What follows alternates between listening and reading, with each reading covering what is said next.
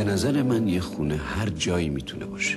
میتونه بالای ساختمون بلند باشه، میتونه توی کوچه قدیمی که زیر یه بازارچه است باشه، میتونه بزرگ یا میتونه کوچیک باشه، میتونه برای هر کس مفهومی داشته باشه یا هر رنگی داشته باشه، میتونه به رنگ آجر یا به رنگ شیشه و سنگ باشه، میتونه رنگ قرمز یا به رنگ، ولی من، یعنی بهتر بگم ما، معتقدیم خونه هر چی که باشه باید سبز باشه.